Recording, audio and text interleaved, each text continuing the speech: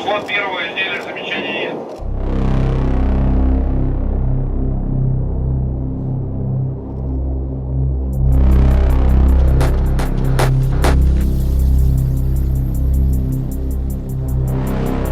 Esse é o cenário agora, uma cidade completamente vazia e muitas pessoas em casa, esperando pelo pior.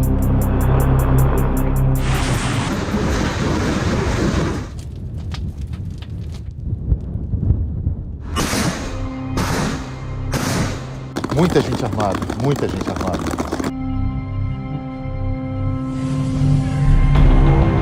As explosões que a gente ouviu agora foram, sem dúvidas, as mais fortes e as mais próximas desde o início desse conflito. Uma percepção aqui do centro de Kiev.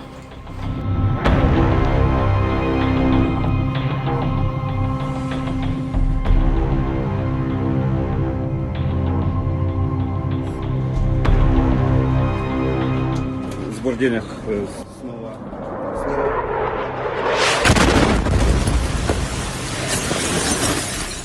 São 11 da manhã, eu tô deixando o hotel porque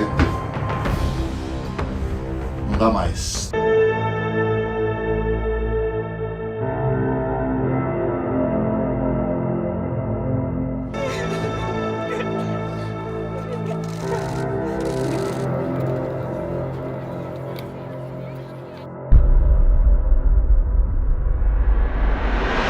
São pessoas que estão fugindo de bombardeios, literalmente, né? Tentando evitar bombardeios, muitas mulheres, muitas crianças.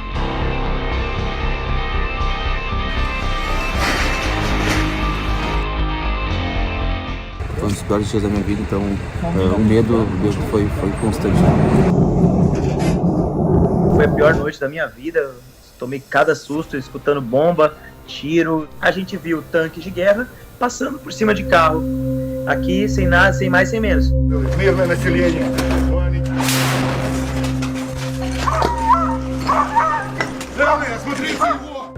Não dá pra gritar, mamãe, não dá, tem que ter calma.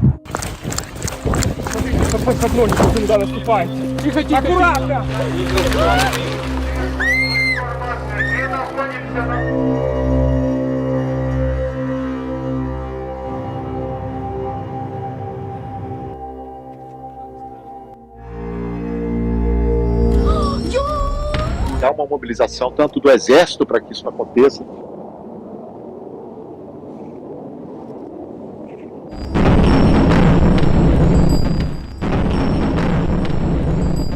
Outra explosão agora com rajada de tiros também.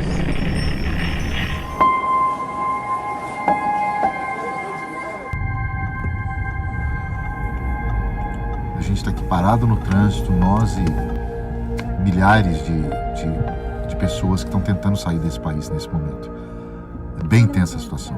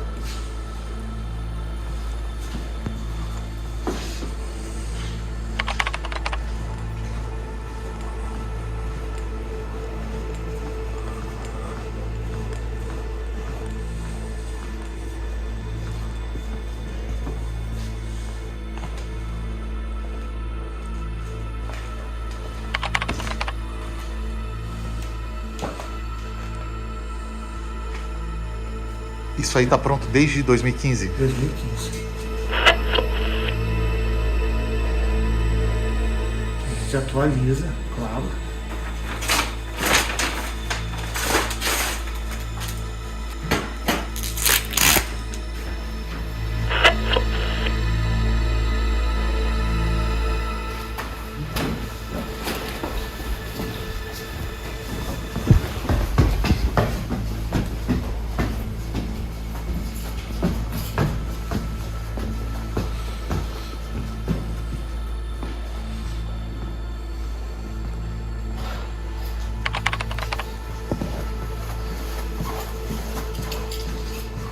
ouvindo?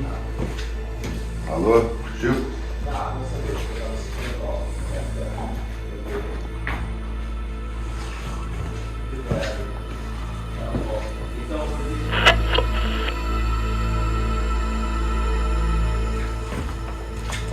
Alô, tá ouvindo agora? Tá ouvindo agora?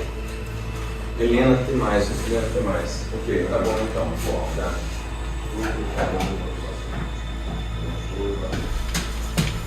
O que se leva nesse momento, embaixador? Os códigos, a bagadeira. Tem mais coisa.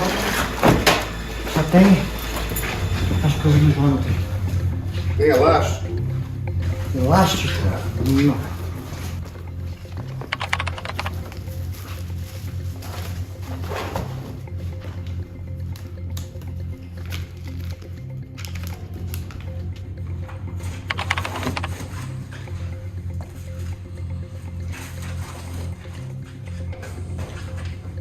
Foi tudo por hora. A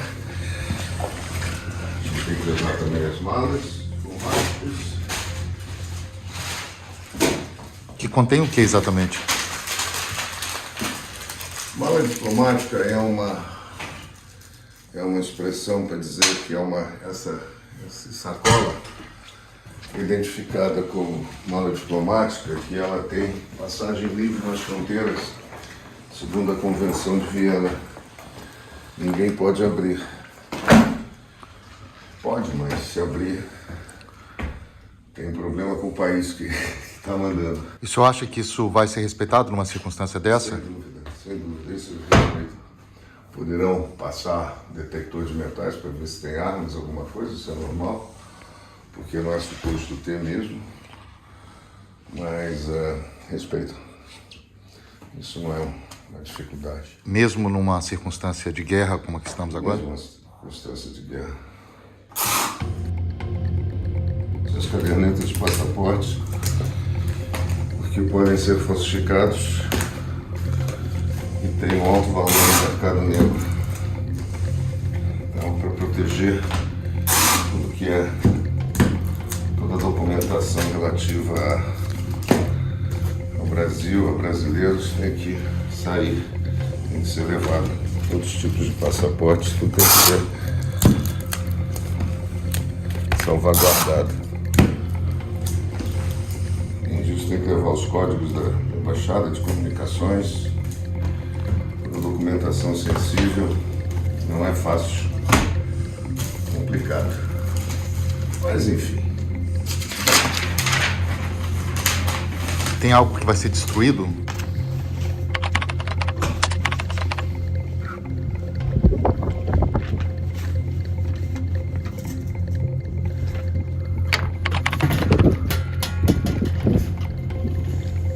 Eu tinha que inventar justo na hora de queimar.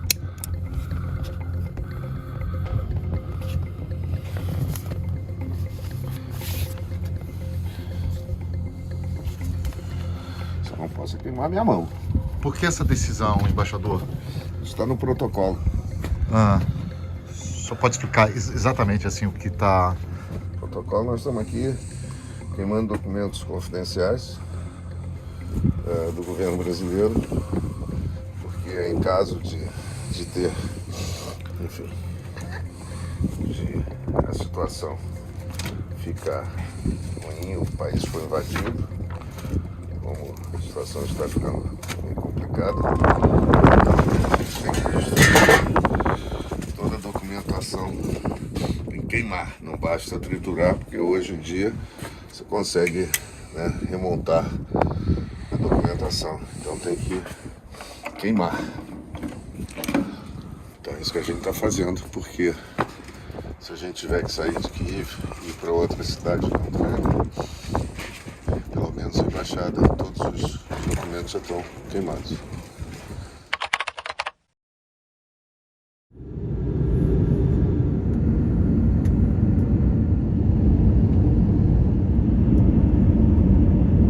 Foi um domingo quando eu cheguei a Kiev.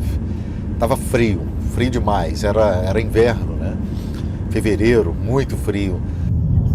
já tinha uma tensão porque tinha aqueles 200 mil, né, quase 300 mil soldados russos cercando o país inteiro.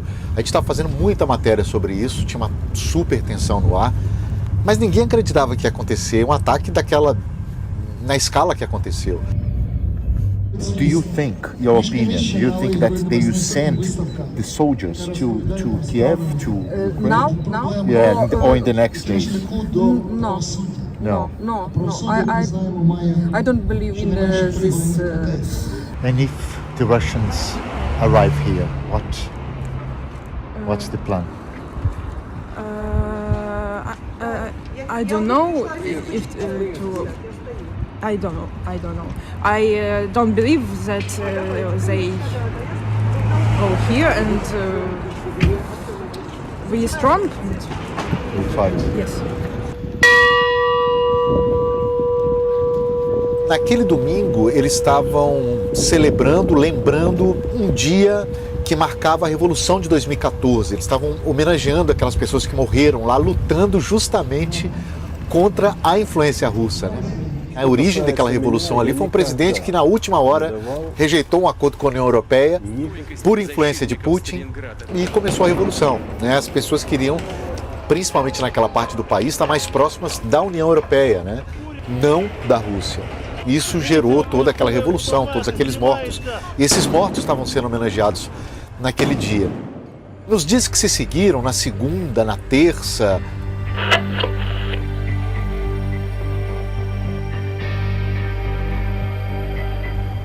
eu me lembro de conversar com as pessoas, de sentir essa apreensão, mas não a crença de que um ataque em larga escala ia acontecer. O que mudou bastante o tom foi aquele discurso histórico do Putin, em que ele diz com muita clareza que ele não considerava a Ucrânia um país, mas parte da Rússia ou algo assim. Которую и в наши дни можно с полным основанием назвать Украина. When Putin says that Ukrainian is not like a country, how do you feel? It's not good for us, and I think it's bad for him because we were brave and we fight for our country. Would you fight? Yeah. Really? Really. If we need our country, we fight. Eu vou lutar. Eu ouvi isso de mulheres, ouvi de meninas de 18, 19 anos, sabe? Ouvi de pessoas mais velhas dizendo isso, não, eu tô pronto para lutar. Isso foi algo muito forte, assim, muito forte, porque Обстоятельства требуют от нас решительных и незамедлительных действий. Esse discurso do Putin, em que ele coloca em xeque a identidade daquelas pessoas, eu acho que aquele momento ali foi um momento que tocou os ucranianos profundamente. Eu estava em Moscou dias antes do início da invasão, cobrindo a visita do então presidente Jair Bolsonaro ao país, e o papo ali, nos meios oficiais, eu conversei com vários russos dizendo, não, nós não queremos guerra. We don't want war. Never. Eu me lembro que eu tive uma conversa de bastidor ali com o então ministro das Relações Exteriores, o Carlos França, e ele me disse que tinha conversado com o ministro das Relações Exteriores da Ucrânia, que tinha dito para ele que não vai ter invasão. A Rússia garante que não planeja uma invasão. O país divulgou imagem das tropas que retornaram da Crimeia, a península tomada da Ucrânia há 7 anos. Essa viagem à Rússia, na verdade, ela começa já de forma muito estranha. Eu já tinha ido à Rússia outras vezes e para ir como jornalista você precisa de um visto. Nós como brasileiros não precisamos de visto para entrar na Rússia, mas como jornalista eu precisava. Eu já tinha tirado esse visto outras vezes para viajar para a Rússia em cobertura presidencial principalmente, ou de grandes eventos. E eu nunca tive tanta dificuldade para tirar um visto. Já tinha alguma coisa estranha. Eu lembro que a gente pegou o visto da embaixada e foi para o aeroporto direto, sabe? Perdemos dois voos porque o visto não ficou pronto. E em Moscou, o próprio ministro Carlos França me disse que esse assunto chegou até ele. Ou seja, por que um assunto de visto vai chegar até um ministro de Estado, né? Assim, não faz muito sentido. Outra coisa estranha que aconteceu e que é apenas uma teoria da conspiração, mas que não deixa de ser estranho, é que eu e 2 colegas, o Sérgio Gabriel, da Bandeirantes, e o Igor Gilov, da Folha de São Paulo, nós 3, um dia antes da agenda do Bolsonaro e do Putin no Kremlin, nós testamos positivo para o coronavírus. Nos dias anteriores eu já tinha feito milhões de testes, eu estava fazendo testes diários, basicamente, porque a gente não sabia quando a gente não tinha ideia quando ia conseguir embarcar. E eu achei muito estranho aquele teste ter dado positivo, porque eu estava sendo testado todo dia, não tinha sintomas e tal. No dia seguinte, eu fiz outro teste, negativo. Pedi para os outros 2 fazerem, liguei para os meus amigos que façam o teste, os 2 negativos. Então estavam ali 3 dos mais experientes, talvez, jornalistas que estavam ali, testam positivo para coronavírus, perdem a agenda do Kremlin, portanto não podem ir ao Kremlin, e os 3 eram falso positivo. Os 3. É estranho, não é? Outra situação importante dessa viagem foi aquela frase clássica do Bolsonaro, né, com Putin. Somos solidários à Rússia. Isso pegou mal porque vários países interpretaram, né, aquilo como um apoio claro, né, do Brasil, do governo brasileiro à Rússia. Houve todo um esforço da diplomacia brasileira para que esta viagem, neste momento, não fosse interpretada como um apoio oficial do Brasil à Rússia na atual crise que envolve a Ucrânia. Isso é uma coisa. Outra coisa, e aí o governo Bolsonaro teve inclusive apoio de setores da esquerda. Outra coisa é países como Estados Unidos e Reino Unido fazendo pressão para o presidente brasileiro não ir a Moscou. O que não é problema deles, né? O problema é nosso. As escolhas que tem que fazer é o governo brasileiro.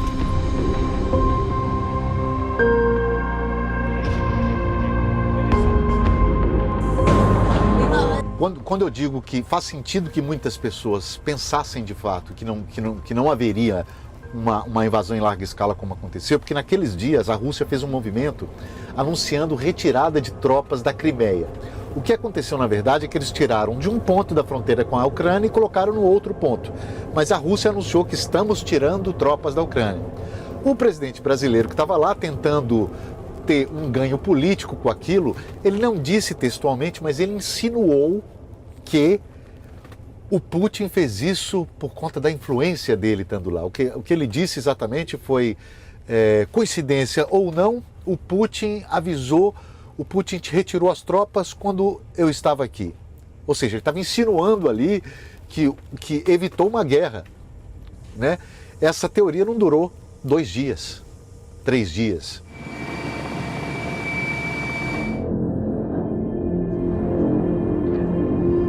Nós continuamos aqui em Kiev, capital da Ucrânia, onde mudou muito e para pior o humor das pessoas depois dos últimos acontecimentos. Vocês viram ontem, o presidente russo Vladimir Putin decidiu reconhecer áreas no leste da Ucrânia como repúblicas independentes e enviou tropas para aquela região. Os Estados Unidos já falam em invasão do território ucraniano, vários países europeus também anunciaram sanções.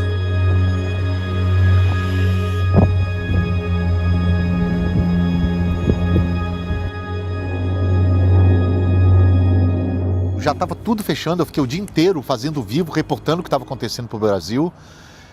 E eu saí, encontrei uma última lojinha aberta aqui embaixo, aqui mesmo, aqui nesse subterrâneo tem um monte de lojinha. Na última lojinha aberta, eles estavam já recolhendo as coisas, eu comprei lá o que eu podia, pães principalmente, pães, água, e aquilo ali que foi o que me sustentou por 3, 4 dias. Ainda bem. Voltando para o hotel, com o que eu consegui garantir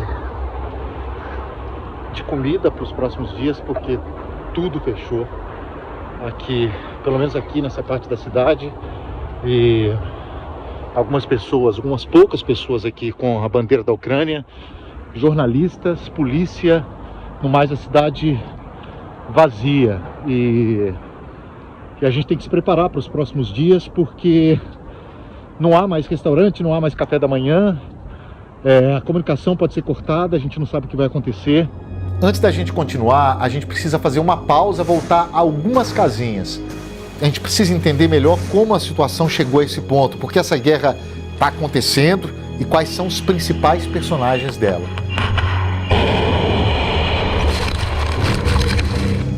De um lado tem o Vladimir Putin, um dos caras mais poderosos do mundo, dono do botão que aciona um dos principais, um dos mais poderosos arsenais nucleares do planeta. Ele foi agente da KGB, o serviço secreto da ex-União Soviética, começou a ocupar cargos importantes, atrás de cargos importantes, até ocupar um vácuo de poder ali num momento em que a Rússia vivia uma crise muito grande e chegar à presidência da República. Do outro lado, a gente tem Volodymyr Zelensky, um cara que é ator, roteirista e comediante. Ficou famoso, muito famoso, por conta de uma série em que ele atuava, representava um sujeito que virou presidente da República. E vejam só, é a ficção virando realidade. Incrível o que aconteceu na Ucrânia. E por conta desse histórico, ele enfrentou muita desconfiança da comunidade internacional no início. Ele, inclusive, negou um convite que teve para deixar o país, um convite dos Estados Unidos, um convite de refúgio, e disse não, eu vou ficar, vou lutar, e acabou se tornando uma das lideranças mais respeitadas do mundo no último ano. Olha, essa crise começa há muito tempo, né, com a sede de alguns russos de reviver a antiga União Soviética, o poder da antiga União Soviética. Naquele momento, a Rússia queria evitar a todo custo uma possível adesão da Ucrânia à OTAN, aliança militar liderada pelos Estados Unidos, que tem ali Estados Unidos, Canadá e a maior parte da Europa. Com o passar dos anos, o grupo foi se expandindo para o leste europeu e aumentando a presença em uma área de influência dos russos. E isso não estava combinado com os russos, muito pelo contrário. Havia um tratado ali de que a OTAN não chegaria tão próximo das fronteiras da Rússia.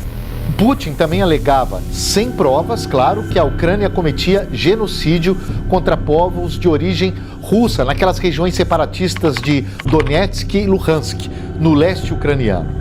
E com a justificativa de desmilitarizar e desnazificar a Ucrânia, o presidente russo autorizou a invasão do país na madrugada de 24 de fevereiro de 2022. E aí, aconteceram explosões em várias cidades do país. Kharkiv, no nordeste, Dnipro, no centro, Mariupol, Kherson, Odessa, no sul. E as bombas chegaram também aos arredores de Kiev. No centro de Kiev dava para ouvir o barulho das explosões. A guerra, naquele momento, tinha deixado de ser uma ameaça para se transformar numa realidade que chegava cada vez mais perto. Bom, esse assunto é muito complexo e daria para passar horas falando sobre ele, mas acho que a gente já pode continuar de onde a gente parou. A comunicação pode ser cortada, a gente não sabe o que vai acontecer. Eu vou tentar mandar, inclusive, esse vídeo antes que isso aconteça.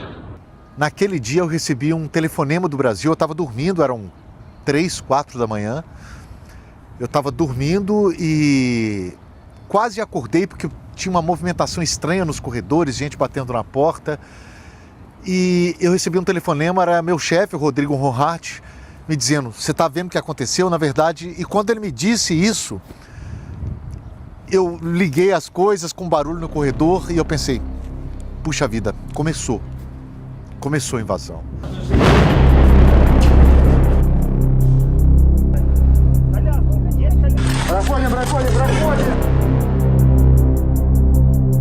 Ali, em cima de um dos prédios, aqui nessa região central da cidade, havia uma projeção da bandeira da Ucrânia e todo dia, 3, 4 vezes ao dia, o hino da Ucrânia era tocado ali como uma afirmação da identidade do país.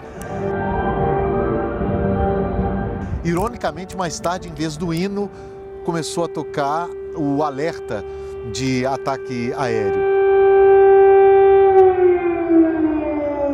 Esse é um momento aterrorizante, né? É um som clássico de filmes de guerra, mas aqui a coisa é real. E aí, logo no primeiro dia, eu já conseguia ouvir do hotel onde eu estava, que fica bem aqui atrás, os barulhos das explosões.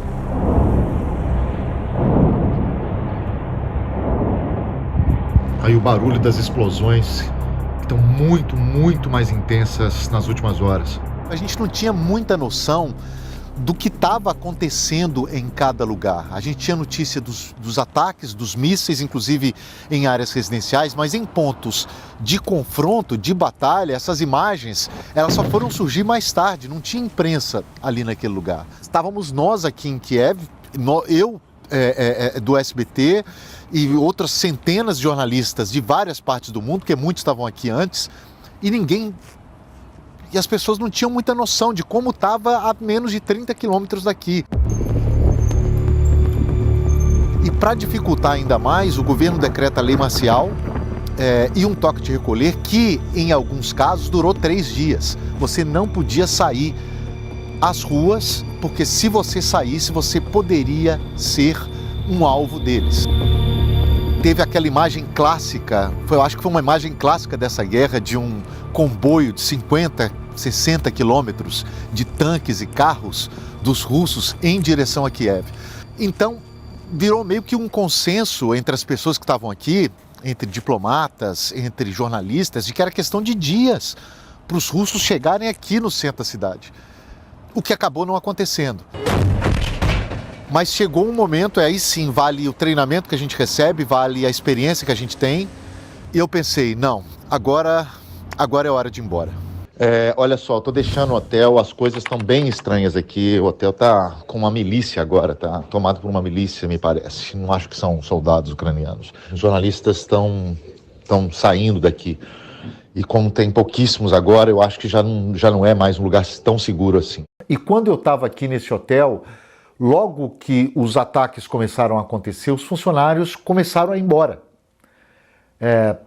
A recepção ficou vazia, o restaurante fechou, o pessoal da limpeza foi embora, ainda tem aqui costureira, enfim, vários tipos de serviço, todos esses serviços cessaram, até ficar apenas um segurança. E aí o hotel, a porta do hotel, a recepção do hotel virou uma barricada. Eles pegaram todas as mesas, cadeiras, colocaram tampando ali a porta e isso virou uma barricada. As pessoas iam embora do hotel e não deixavam a chave na recepção porque não tinha mais recepção. Então elas deixavam a chave nos quartos.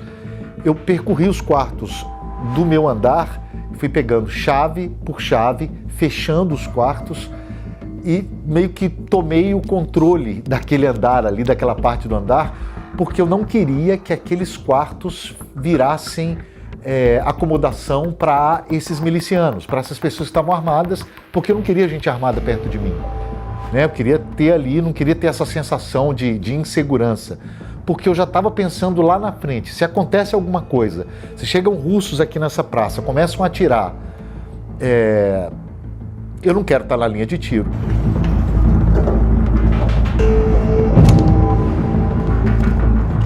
Nos quartos eu peguei água, cheguei a pegar até comida em alguns quartos, porque eu tinha pouca, e peguei toalha, peguei roupa de cama limpa, porque os serviços pararam todos. Eu fiquei nesse hotel até o limite, jornalisticamente era interessante ficar aqui, porque eu via as coisas acontecendo, e era importante o que estava acontecendo ali. O que acontecia nesse hotel era um espelho do que estava acontecendo no país inteiro, as milícias se organizando. E quando eu deixei o hotel, eu me lembro que na porta eu ainda encontrei com um desses grupos, alguns sujeitos que estavam aqui já tomando conta do hotel, da milícia, e disse para eles, olha, lá no meu quarto tem comida e tem água. Thank you. Very much. Guys, good luck. I left a key 525 with food and water if you need. Okay. Thank you very much. Yeah? Okay. Eu vou deixando o hotel agora, ali vocês veem 3 integrantes ali da milícia que veio aqui pro hotel. Aparentemente não são militares, mas são das milícias que estão sendo formadas aqui para tomar conta desse hotel, que é, como vocês veem, muito alto e é um ponto estratégico aqui em Kiev para snipers e para ver a movimentação de tropas lá de cima, a movimentação dos russos. Então é hora de deixar o hotel e de procurar um outro lugar. Vamos lá.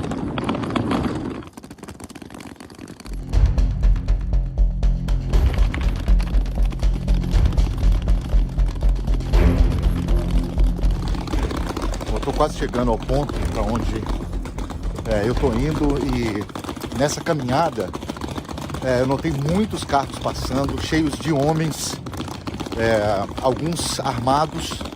As armas estavam bem visíveis. É um sinal da formação de milícias, né? Essas milícias já estavam sendo formadas para defender esse país. O governo, a gente mostrou isso nos últimos dias, o governo está fornecendo armas para as pessoas, para quem quiser defender o país. E a gente já está vendo esse resultado aqui nas ruas. Muita gente armada, muita gente armada. Eu estou evitando ir pela calçada porque a rodinha da mala faz muito barulho ali. E eu quero ser um pouco mais discreto. Nessas horas é bom ser um pouco mais discreto, se locomover com discrição, com cuidado. Eu espero que eu esteja fazendo a coisa certa.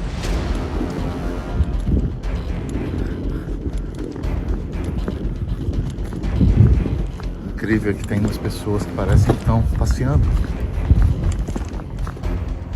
Eu saí do lado errado da rua. Vou ter que cruzar.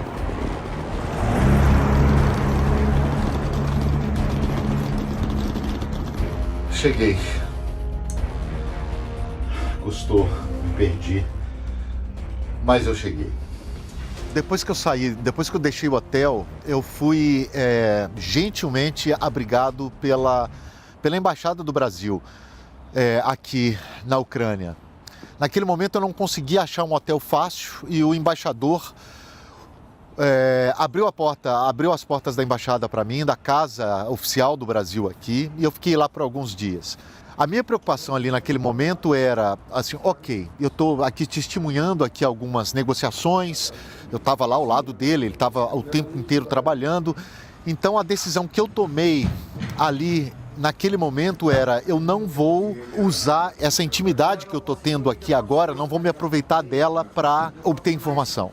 Porque eu não queria que as coisas se misturassem muito. Não sei se essa foi uma decisão certa ou errada, mas foi a decisão que eu tomei naquele momento. E eu me lembro que era um momento que a Embaixada do Brasil aqui estava sendo muito criticada porque demorou um certo tempo para avisar oficialmente os brasileiros para saírem da Ucrânia. A diplomacia brasileira seguiu os passos da grande maioria das embaixadas e pediu para os brasileiros saírem da Ucrânia, deixarem a Ucrânia já ali aos 47 do segundo tempo.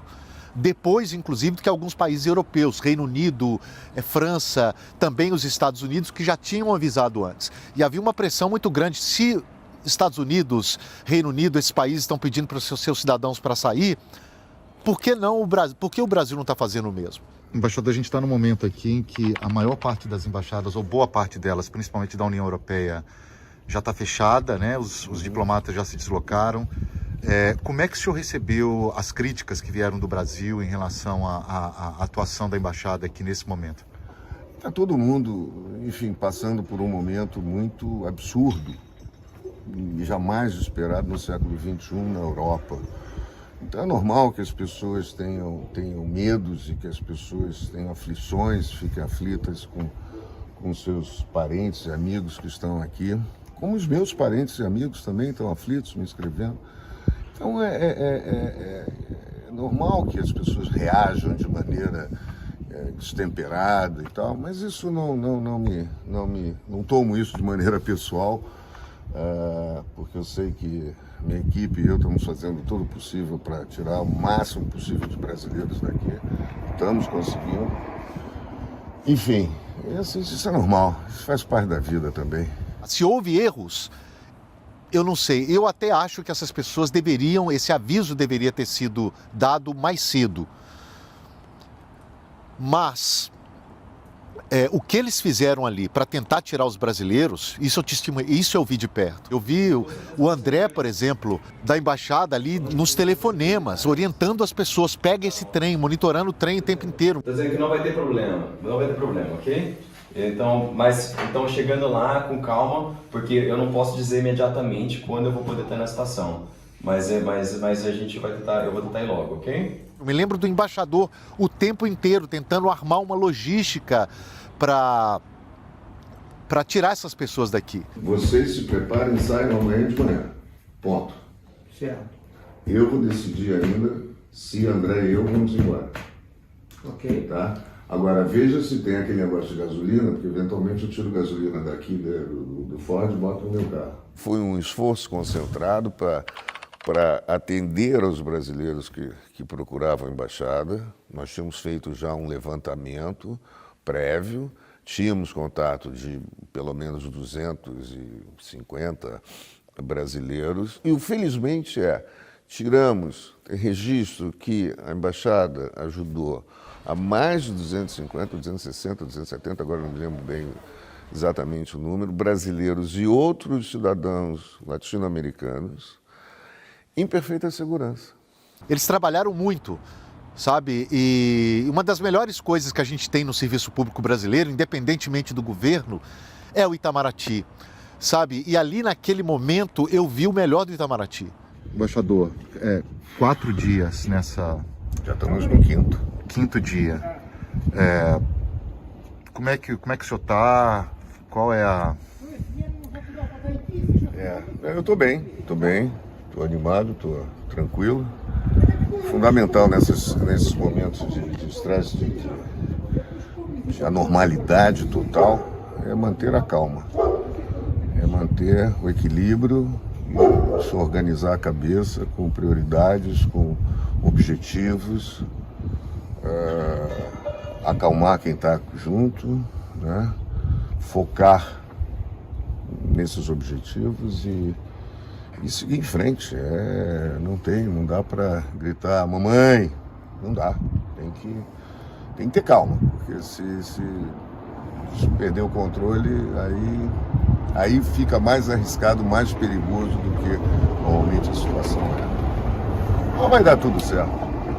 O senhor é piloto, além de diplomata. Isso lhe dá alguma noção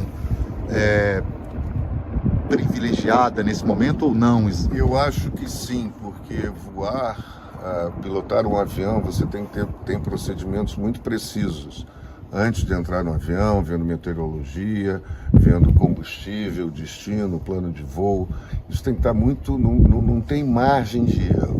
Depois ver se o avião está em condições, se todos os parafusos estão no lugar, enfim. Depois ligar o motor como está, até esse sinal da igreja pode ser de bombardeio. Depois, durante o voo, as alternativas. Então, o treinamento que a gente tem com isso, de cumprir as etapas, de organizar previamente, de prever alternativas, se o tempo muda, o aeroporto alternativo, enfim. Isso tem me ajudado muito na vida pessoal e na carreira, nas coisas que eu preciso fazer e no comando de embaixadas e, sobretudo, num momento como esse. Nenhum de nós está preparado, né? Nenhum tem no curso do Rio Branco, nem os meus 40 anos de carreira. Nunca fui treinado, nunca esperei passar por isso. Então, no dia 24, quando tocou o telefone, eu acordei, era um dos colegas que estava comigo, trabalhando comigo na embaixada, e ainda está, liga e diz assim: embaixador, estão bombardeando a Ucrânia, estão bombardeando Kiev, perdão. O que você faz? Né? O que você faz nessa hora? Saí, vim para a sala, tomei um café, ainda escuro, era, né, fevereiro, 5h30 da manhã escuro, e 2 preocupações me vieram à mente de imediato. A primeira, com a proteção dos 5 brasileiros que estavam funcionários da embaixada. 3 diplomatas, mais a senhora de um deles e a filha de 11 anos. Essa foi minha grande preocupação, né? A segunda preocupação foi informar Brasília, foi informar o Ministério das Relações Exteriores de que a guerra estava começando.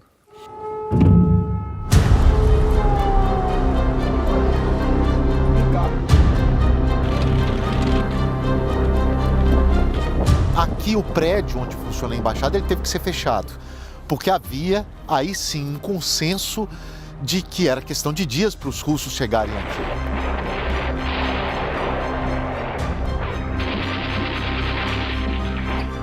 Nossa. E a gente está indo agora para o abrigo antiaéreo, novamente evitando o uso do elevador, que não é recomendado numa hora dessa. E aí eles têm que acionar um plano de emergência. Um plano que eu nunca achei que eu fosse testemunhar de perto aquilo acontecer. E eu vi cenas que eu nunca vou esquecer, assim, cenas que foram gravadas no ano passado, que a gente acabou não usando. Eles decidiram acionar o plano de evacuação. E quando isso acontece, eles têm que tirar todos os documentos importantes da embaixada, porque havia a possibilidade da embaixada ser invadida, caso Kiev fosse invadida, embora uma embaixada, em tese, seja inviolável, mas a gente não se sabia o que poderia acontecer. Os acontecimentos aqui, em coordenação com vocês, eu vou picar a multa, tá? Tirar gente comigo, enfim, tem 2 brasileiros, um casal, mais um jornalista, mais o pessoal da embaixada, e vamos embora. Então, aí não estou me precipitando, não estou correndo desesperado, mas estou me preparando para não ser pego no contrapé, tá? Tá bom? Então é isso, eu já estou aqui na embaixada, tirando o que é importante, levando o HD, levando essas coisas que tem que fazer, tá bom? Me preparando para sair. Tchau. Então começa esse plano para tirar documentos. Uma coisa que me chamou a atenção, assim, o passaporte brasileiro. Lá na embaixada, obviamente, eles têm passaportes para fazer passaportes para as pessoas, para renovar passaportes. E o passaporte brasileiro é muito valioso no mercado negro. Eu me lembro do embaixador me explicando isso, porque qualquer um pode ser brasileiro, inclusive russos, para se movimentar por aí como brasileiros. Então, uma das primeiras coisas foi: vamos tirar os passaportes brasileiros. Outra questão importante é que documentos a gente deixa, que documentos a gente leva e que documentos a gente elimina. Eu presenciei essa discussão ali e foi uma discussão muito rápida, muito tensa, porque ao mesmo tempo em que eles discutiam o que vamos fazer com os documentos, quais são os documentos que a gente vai levar, as pessoas estavam discutindo com suas próprias famílias para saber o que iam fazer. Então, assim, era um momento do pessoal e do profissional se chocando ali. Tudo bem, tudo em ordem, sob controle, tá? Fica tranquilo. Tô na embaixada ainda. Estamos tirando os panos de mão. Tá bom? Mas eles nunca deixaram de ser profissionais, eles foram muito guerreiros, muito. E aí chegou um momento que eu também nunca tinha presenciado, que era um momento da queima dos documentos. Eles precisaram queimar documentos considerados muito restritos, documentos secretos da Embaixada Brasileira aqui, documentos que o governo brasileiro não quer que outros governos tenham acesso, seja qual for o motivo. Eu não tive acesso ao teor desses documentos, mas vi a pilha de documentos e vi o momento em que eles começaram a queimar os documentos. Então eles usaram uma churrasqueira, basicamente, para colocar uma pilha de papéis. Eu me lembro, inclusive, que eu falei: olha, essa pilha de papel não vai queimar desse jeito, vocês precisam pegar os papéis, amassar um pouco, porque senão não vai queimar direito. E ali eu vi parte de informações confidenciais, de documentos confidenciais do Brasil, virando cinza, porque havia o receio de que esses documentos pudessem parar em mãos erradas. Havia o temor de que a embaixada, o prédio da embaixada, pudesse sim ser violado e que esses documentos pudessem ser tirados de lá de alguma maneira. Seguinte, liga para a empresa de segurança. O segurança também está tentando ver isso. Vê com eles se eles podem mandar, porque o segurança aqui está querendo ir embora, está preocupado, normal. Se eles teriam uma equipe, mesmo de um carro com armado, para ficar aqui na embaixada, porque a minha preocupação é que se a coisa degringolar, complicar, pode ter saque. Quer dizer, eu sei que os ucranianos são educados, não são disso, mas não podemos confiar em todo mundo, sobretudo os que estão tentando chegar. Então, um carro armado lá com pessoas para proteger a embaixada, mas isso que ele disse que ele pode mandar antes, que ele disse mas a gente vai ter que pagar valor adicional. Sim, não é problema. Dinheiro não é problema. Se puder fazer a transferência, o pagamento, a gente faz, não tem problema. Não estamos falando de dinheiro. Tá? Vou ligar agora pra ele, tá bom. Isso é 24 horas. 24/7. 24 horas. 24/7. Armado. Isso. Tá bom? Obrigado. Havia esse temor que a embaixada fosse invadida, né? Ou pelos russos, ou por milícias, ou por quem quer que seja. Foi muito surreal. Muito surreal.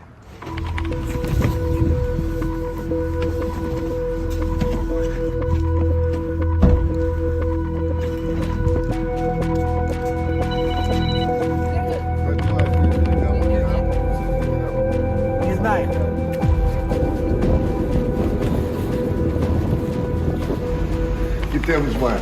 As águas têm que ficar acessíveis. Bota nos laterais, nas laterais dos carros. Me dá 4, tá bom, eu achei 4.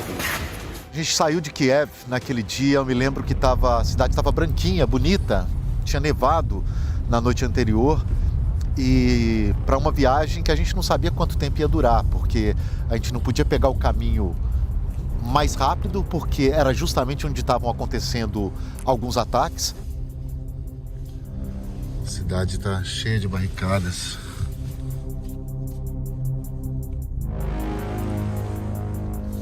Então a gente teve que pegar estradas vicinais. Nós estamos a 100 quilômetros de Kiev em direção ao oeste do país. Saindo da capital ucraniana, a gente passou por muitas barricadas que estão sendo guardadas principalmente por milícias, homens armados, muitos cidadãos comuns armados para enfrentar essa invasão russa. Essa é uma estrada vicinal usada justamente por questões de segurança. No caminho a gente viu muitos carros militares da Ucrânia indo no sentido contrário, no sentido Kiev. Fato é que há muitas pessoas tentando deixar a capital ucraniana. Como vocês veem aqui, há uma fila enorme de carros nos dois sentidos. No meio do caminho a gente teve alerta de ataque aéreo numa das paradas. A sirene está tocando nessa cidade aqui, uma das muitas cidades pelas quais a gente passou. E mesmo longe de Kiev, a gente está a 200 quilômetros da cidade e a sirene tocando.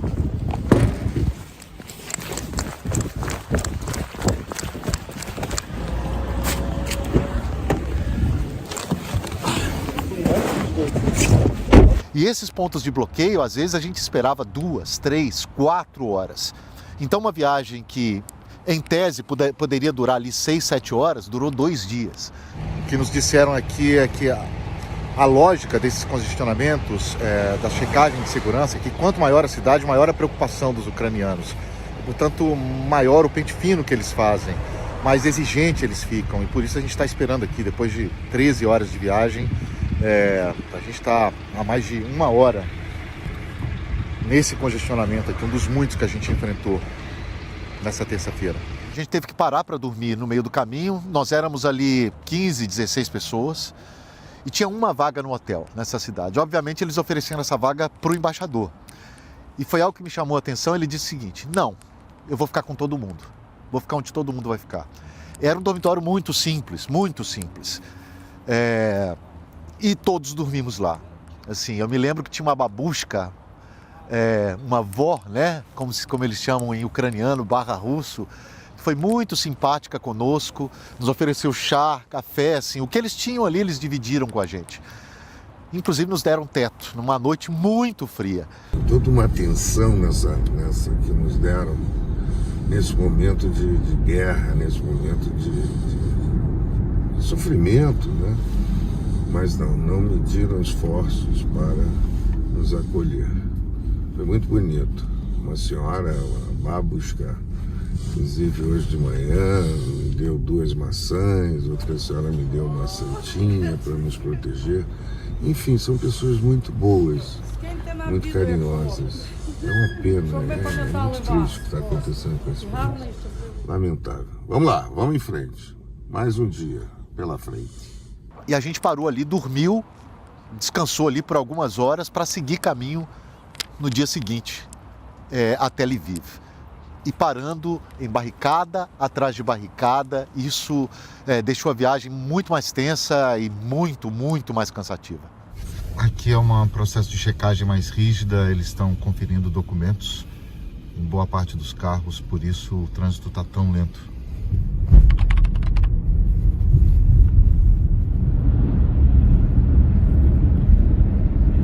Bom, esses aqui são alguns dos brasileiros que estão sendo removidos hoje pela Embaixada Brasileira, saíram de Kiev. Alguns deles estavam aqui há pouquíssimo tempo. 3 meses, 1 mês, 20 e poucos dias. 6 meses aqui em Kiev. 6 meses em Kiev. Pois é, todos eles foram surpreendidos pelo início dessa guerra. Você me dizia, inclusive, que recebeu certa segurança dos próprios ucranianos.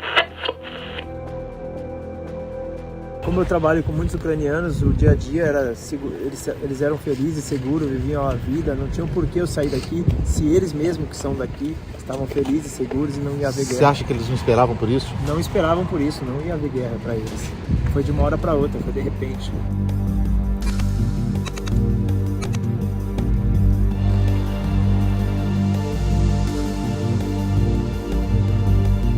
Menos de 1 mês. Você sentiu... Não dá para não sentir medo, né? Com certeza, nos últimos dias, né, por tudo que a gente viveu, claro que a gente tenta não passar tudo, né, pra família, né, enfim.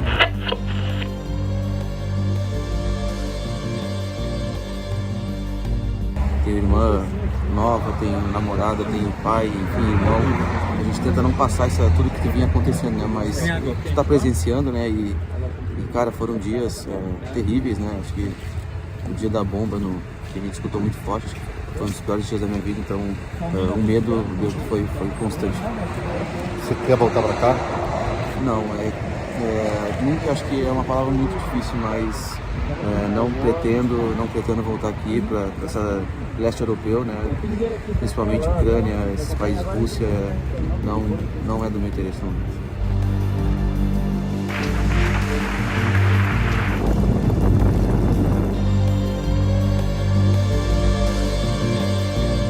E aí, tá aliviado de sair? Pô, muito. A gente tava 6 dias já nessa loucura, né? Bem aliviado. Vocês estavam num lugar que foi bombardeado? Chegou a ser bombardeado? Foi isso? No primeiro dia, sim. O míssil que foi interceptado pela Ucrânia caiu a 1,5 km da gente. Caiu num prédio que estava muito próximo da gente. Então, pra gente tava bem... É um trauma, né? Qual é o plano agora? O plano agora é sair do país.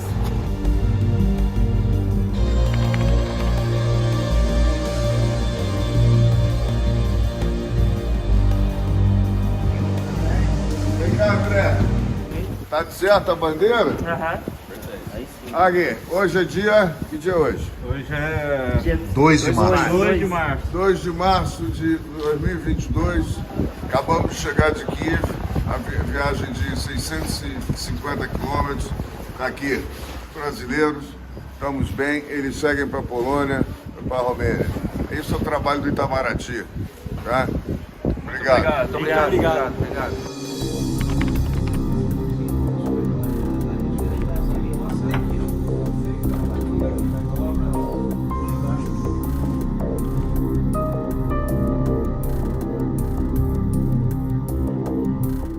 Poucos momentos antes da saída, a sirene soou e os brasileiros que estão aqui, todos os hóspedes do hotel, todo mundo está indo agora para o subsolo, onde fica o abrigo antiaéreo.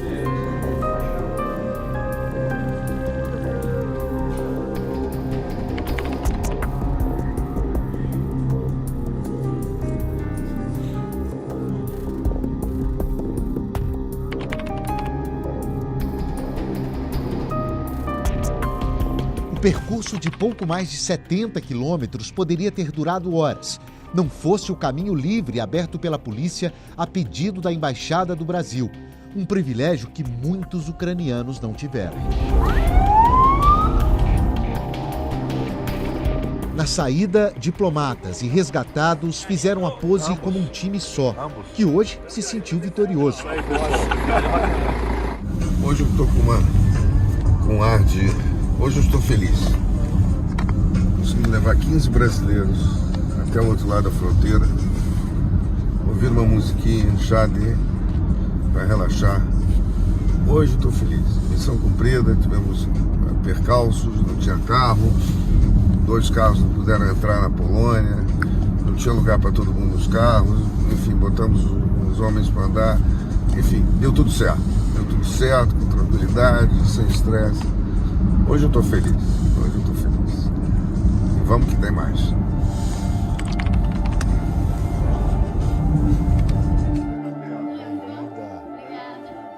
Quando a gente chegou lá, era muita gente empurrando, crianças chorando, a esposa se despedindo dos maridos, muito triste a situação. Mas graças a Deus a gente conseguiu pegar o trem e está aqui agora. A primeira imagem dessa guerra são aqueles trens lotados, são as estradas congestionadas, são as pessoas cruzando a fronteira com a Polônia, principalmente. Aquela foi a imagem principal. Em Lviv a gente sentia mais a crise humanitária e todo esse horror que estava gerando. Eu me lembro na estação de trem, era uma coisa absurda, a quantidade de gente que tinha ali tentando sair de trem ou tentando pegar um ônibus ali perto, indo para qualquer lugar. Era desesperador, porque naquele momento as pessoas não sabiam o que ia acontecer nas próximas semanas. Muitas delas achavam que era o fim desse país. E aqui dentro da estação, a situação é essa, que as pessoas não têm ideia de quando elas vão embarcar. Também é um lugar que está completamente lotado, muitas mulheres, muitas crianças. E os trens agora foram organizados para que todos eles sejam trens de evacuação, para tirar essas pessoas daqui. Mas essa é a situação. Muita gente tentando sair e poucos trens à disposição. É muito tentador, quando você está cobrindo uma guerra, de você se prender ao aspecto militar da coisa. Então, esse lado está usando tantos aviões desse tipo, esse aqui está usando um navio de guerra, esse está usando esse míssil que é capaz disso. Isso é informação, Mas a gente nunca pode perder o rumo do que é mais importante num conflito desse, que é o aspecto humano da coisa. Quantas pessoas vão ainda ficar feridas, vão ainda perder suas vidas, suas casas, até que esse conflito seja minimamente resolvido? Não são números apenas, são histórias, são pessoas. A gente não pode perder esse foco nunca, eu acho. A dona Nina, de 70 anos, está explicando pra gente aqui que ela está esperando os bisnetos, um deles ficou com um mês. O neto dela ficou para trás lutando e ela está esperando a chegada dos bisnetos com a mulher do neto dela, que estão tentando chegar aqui a esse ponto, e ela está aqui parada em frente à estação esperando. A Tânia está aqui explicando para a gente, ela está com 2 filhos aqui, um de 12 e um de 11 anos, está tentando embarcar, está tentando sair aqui de Lviv, e o marido ficou para trás. O marido se juntou ao exército da Ucrânia para lutar contra os russos.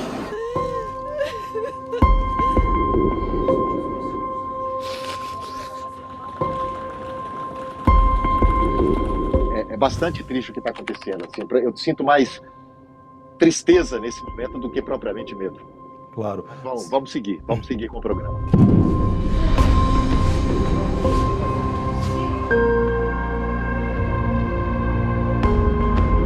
Essa é uma foto emblemática, porque isso você fez em Cabul, né? Que é uma foto com crianças refugiadas, né? Havia milhares de crianças nesse acampamento. Essa é uma parte desse lugar onde havia 70 mil pessoas.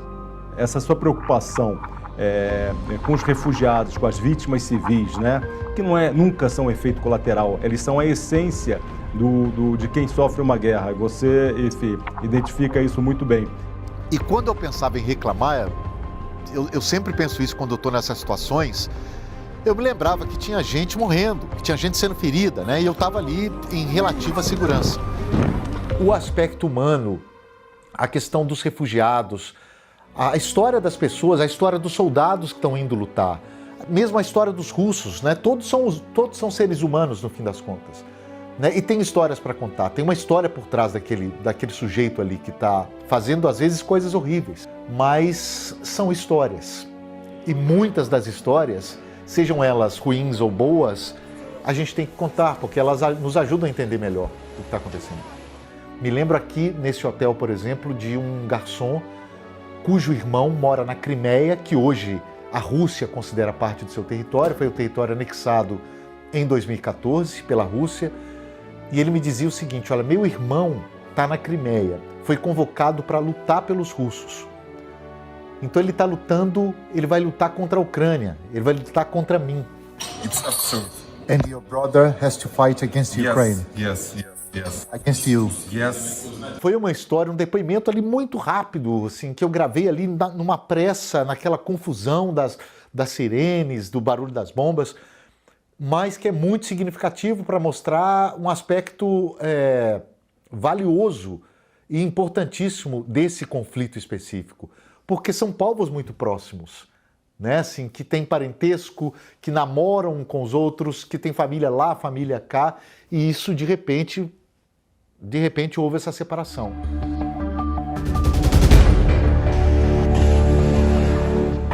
Olha, e um ano depois tem muitas perguntas sem resposta. O que é muito claro é que o cenário geopolítico que a gente tem hoje, ele é completamente diferente daquele que a gente tinha 2, 3 anos atrás. A gente tem de um lado ali a Rússia completamente isolada, tentando se alinhar ali com o Irã, com a China, com a Índia.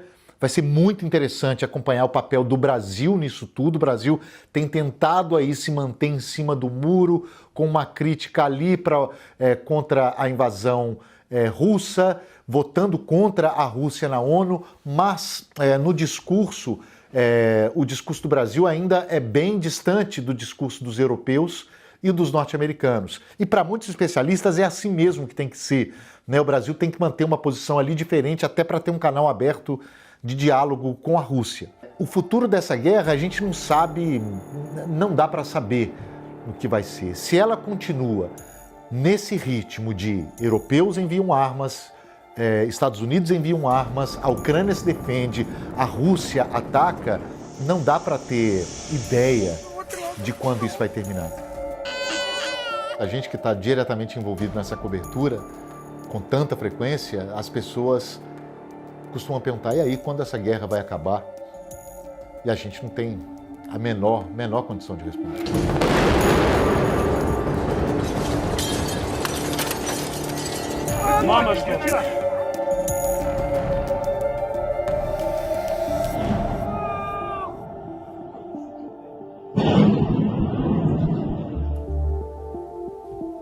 É isso.